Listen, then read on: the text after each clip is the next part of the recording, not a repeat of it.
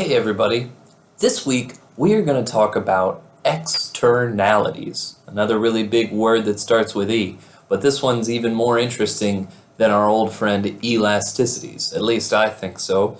Externalities refer to when a certain market has an unrelated effect on a third party. So this could be for the better or for the worse. I think the best way to really show what this is to start with a little example video like I've been doing. So let's cut right to the tape and learn a little bit about externalities.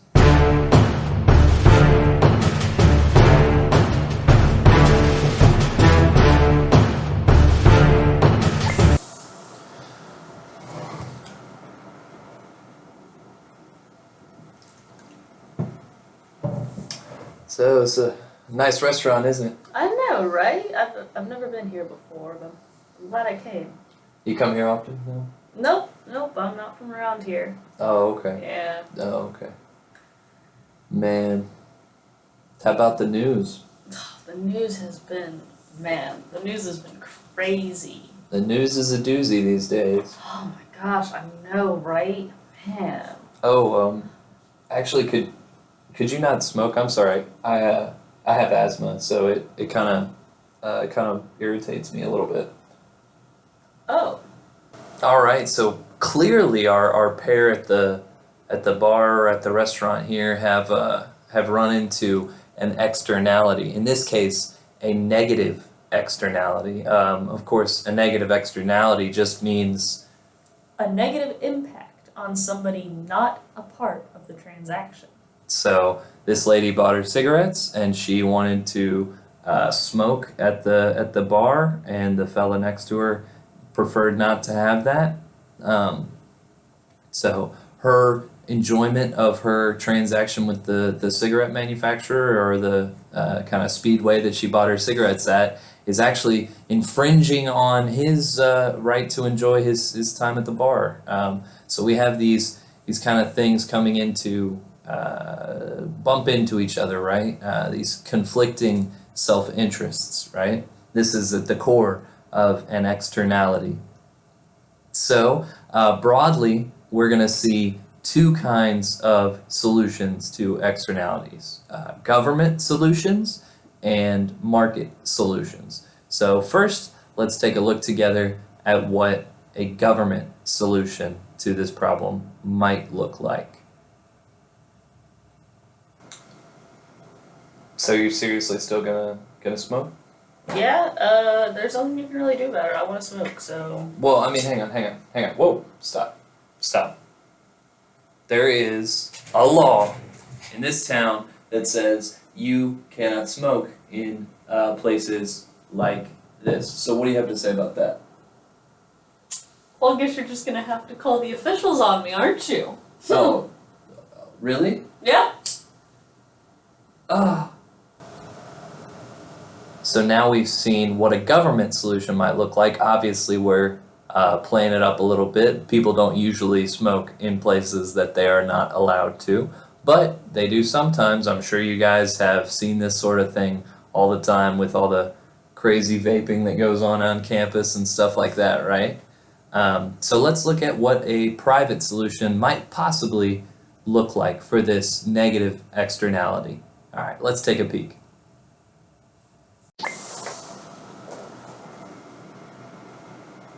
So you're seriously just gonna smoke? Yeah. Well, all right. Look, it's against the rules. I don't think it's reasonable of you to smoke anyway, even though you know it's bothering me. But perhaps I can appeal to your sense of self-interest. I'm interested. What self-interest? Well, we're both sitting here at this fine establishment. Perhaps I can pay to top off your drink, and you will not smoke for me. How's that sound? Well, I can't turn down a free drink.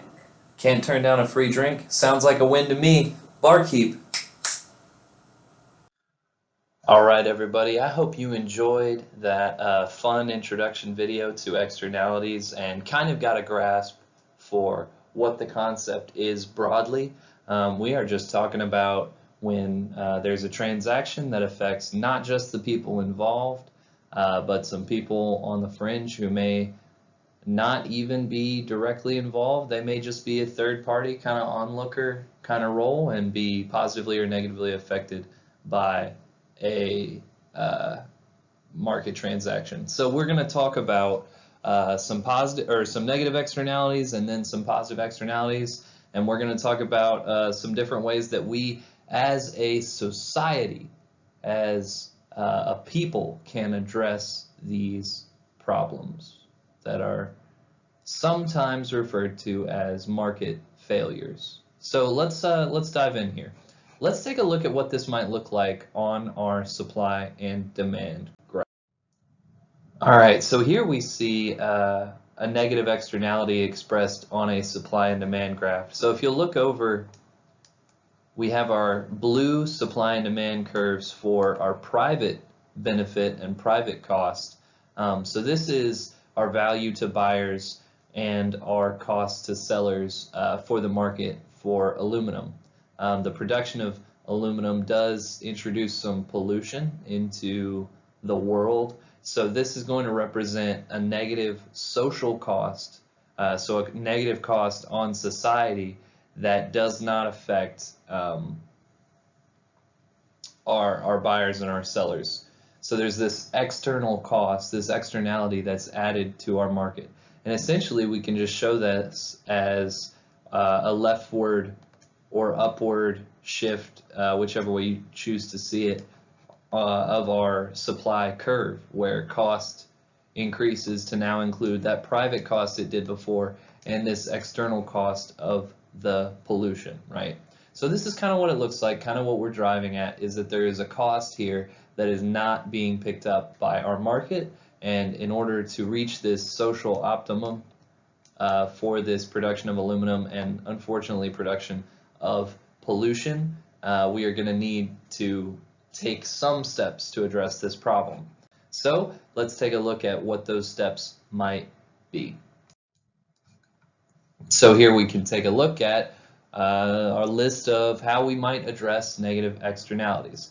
I've divided these broadly into public solutions and private solutions. So public solutions, of course, I'm referring to policies, government actions that we can take to try and address these, and private solutions may be individual people or organizations trying to step in and solve this externality. So first public solution is that we can just simply write a law. You may not, you simply may not pollute in the production of aluminum. And you can just write a law that says you cannot release greenhouse gases, you cannot smoke in restaurants. And certainly there will be some people that break the rules and get away with it, but generally people will follow rules or laws like this, right? So this is one way we can address it. It may come with some over-the-top implications. For example, if you say you absolutely cannot pollute at all, well, we may have a hard time doing just about any of the economic processes or mechanical engineering kind of processes that we do right now. Another option is to introduce corrective taxes. So what we're talking about, and this is thanks to economist Charles Pigou and his Pigouvian model, is essentially we want to raise this supply curve to where it includes the social costs, so we can literally add this cost to society in the form of a tax on the market. So for pollution, this could be, for each, however many tons of pollution, this is the tax that you pay. The last public solution to this problem of negative externalities is tradable permits, sometimes called cap and trade. This one specifically is used to refer to pollution, especially greenhouse gas pollution. So basically, the idea that you can think of with this solution is like So we want to set a maximum amount of pollution. So we say each company is only allowed to produce X amount of pollution, but you can sell those rights to other companies if you don't use them. So say my company is allowed to produce 1,000 tons of carbon into the atmosphere, but I only need to produce 600. Well, I can sell my rights to the other 400 to a company that produces more than their allotment of 1,000.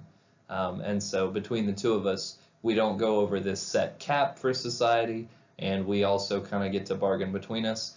This is a solution, a potential solution, or a potential way of addressing negative externalities that economists typically find pretty appealing, and it's called cap and trade, usually. You may have heard that term, cap and trade, tossed around in political circles.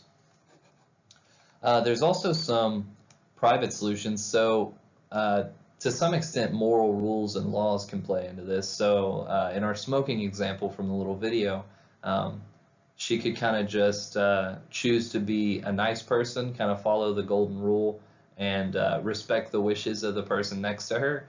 And that would be ideal. In this case, that's not what we see, right? And we could hope that our private industry is going to maybe not just unnecessarily pollute and things like this, cause our negative externalities, but this is a serious problem that happens. So we may need something a little more stringent than just our moral rules on the matter.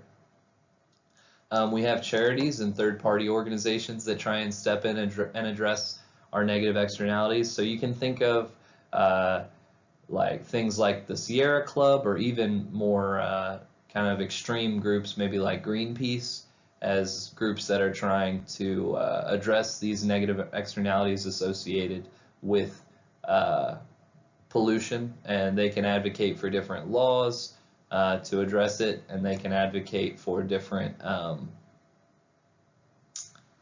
changes to the way that companies do business. So that might be another way. The big way that economists would point to as a way to address negative externalities is bargaining. And this calls back to Coase's theorem from the book. Economist, I believe it's Ronald or Robert Coase. Ronald Coase, I believe. So Coase suggests that if we can keep quote-unquote transaction costs to the minimum, or essentially to zero, then we should be able to solve almost all externalities through bargaining, right? So say our aluminum company is polluting a river. Well, the fishermen that fish that river don't want pollution in it, so maybe they can kind of pay off our aluminum manufacturers to find some better way to address this problem. Maybe this pollution example isn't ideal for our bargaining, but clearly we did see the example of bargaining in this opening video.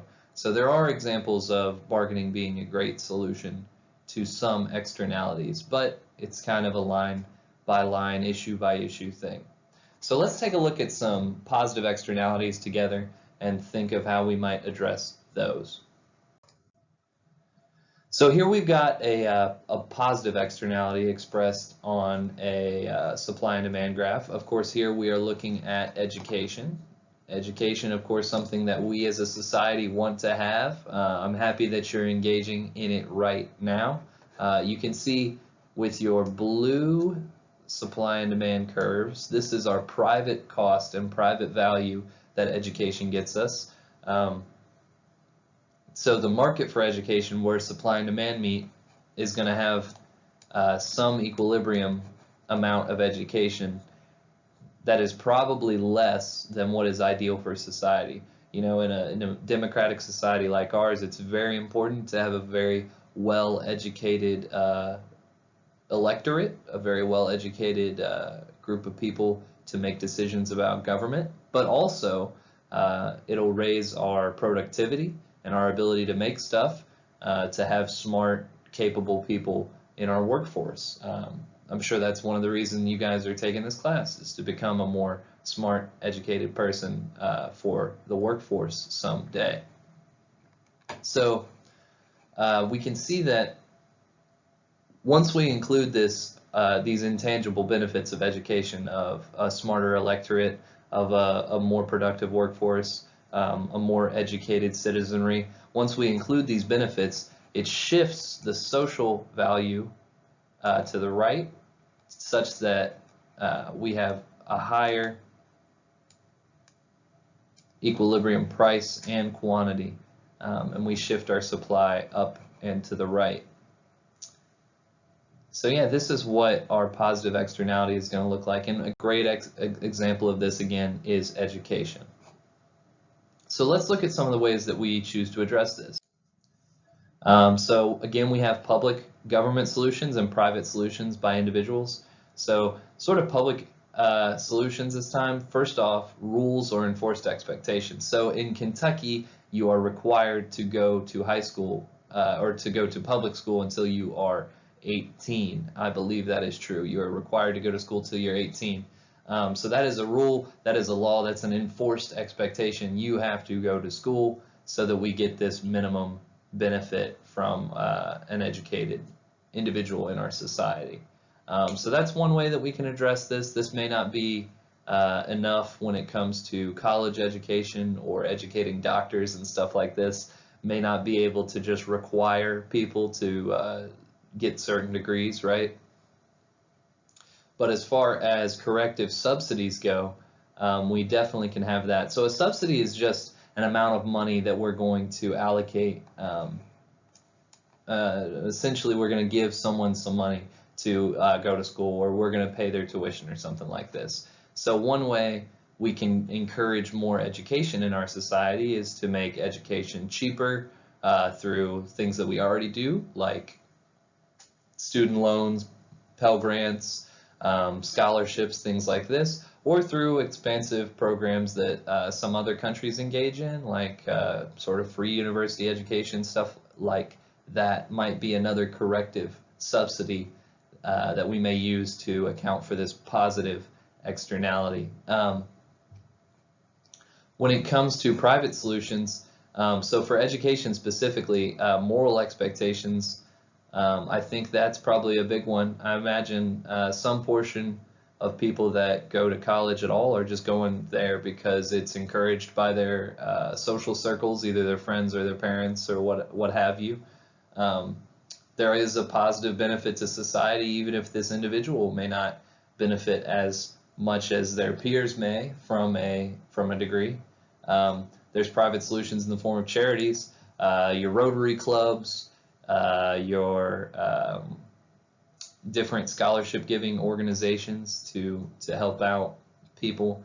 Lots of scholarships even here at Western that are paid for by charities specifically for people in different specific situations. So this might be another way to address this positive externality of education. And lastly, we could see some degree of bargaining. Not sure how much of this we're going to see specifically with education, but if you think about another situation that has a positive externality, kind of like research and development with companies, well, we want companies to have to go through research and development, but if they don't have things like patents, they may not have an incentive to produce. Well, some form of bargaining may help out with that. So they may be able to bargain, a content creator or some engineer or scientist may be able to bargain with a company able to produce their good and say, hey, if I produce this, will you sell it? Will you help cover the cost of my research and development? Something like that. So there you have it, guys. These are some examples of negative and positive externalities and how we as society and as young economists can try to address these issues. Just kind of weigh these different things, get to thinking about them, and I will talk to you next week. Thank you all so much.